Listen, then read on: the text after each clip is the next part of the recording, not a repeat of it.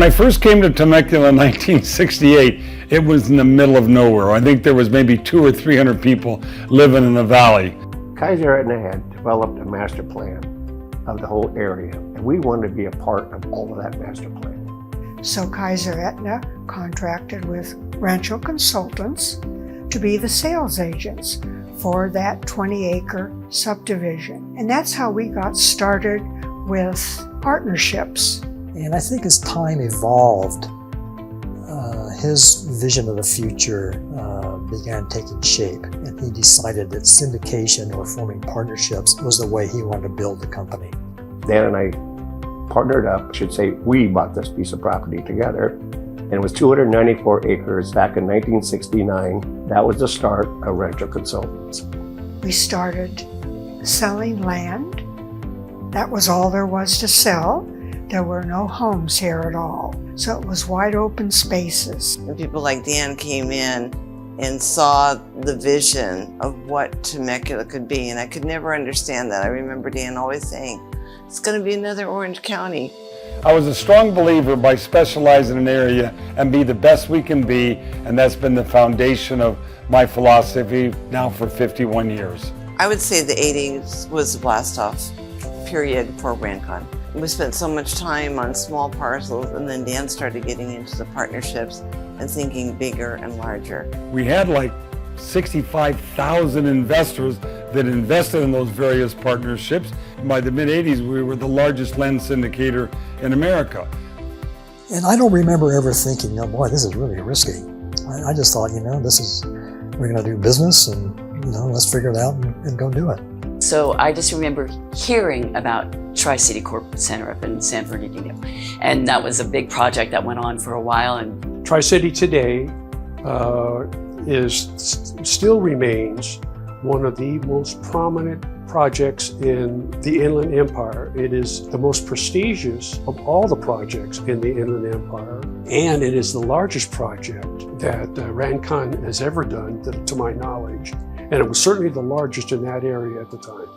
When I went up and saw that corporate center, that's when I went, wow, we're kind of like in the big show here. When I initially came to Rancon with the intention to grow the company, increase profitability, it became apparent that the market was changing dramatically, and there were several causes for this. And I think the most devastating thing, frankly, was coming into that recession. We had 150 employees and got down to 10 employees. So a lot of people got laid off, which was very difficult. There were some incredibly difficult decisions that had to be made and implemented. But at the conclusion of all of that, what survived and went on to prosper tremendously. Benefit of those employees, benefit to the investors. Well, pretty much during the beginning, the middle of the 90s, we were in a survival mode, and we started looking for more opportunities, and was very fortunate to find a very large project. I think it was 700 plus acres, called Sycamore Creek out on Interstate 15. A fine piece of property. It was adjacent to an existing master plan known as Horse Thief Canyon that had already been developed over a period of years that had been very successful. Now the 2000s were a very interesting time. In the early time, this place was bustling in the early 2000s. They acquired some property which we called Winchester Valley. So we started developing that project out in what was that Winchester Valley. There was over 8 projects that we were doing out there at the time. Because Rancon doesn't want to just build communities, they want to build communities of people, and their legacy is in the quality of what they build. We looked at preferred lenders as a way to bring everything kind of closer to the nucleus. So we had Rancon Real Estate, Chardonnay Escrow, and preferred lenders, and those 3 entities together, would facilitate that escrow from start to finish. Self-storage is a phenomenal industry to be into, and being involved in real estate led the Rancon Group to have an interest in self-storage. I'm really grateful that the Rancon Group decided to move forward with the self-storage adventure with the partnership, because we really learned a lot from opening Clinton Key Self-Storage as our first project.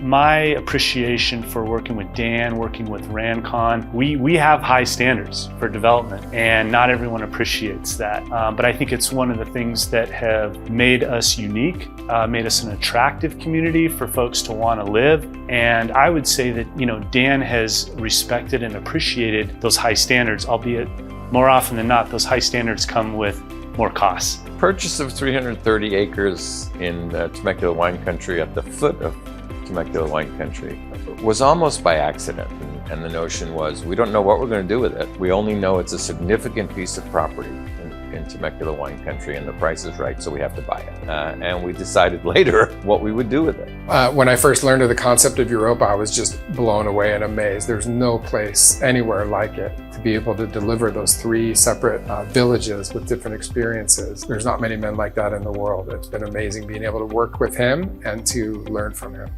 But Rancon has been my life, and good, bad, or indifferent, if you want to do something that is over the top, it takes over the top commitment, and certainly that's what I've given for good, bad, or indifferent.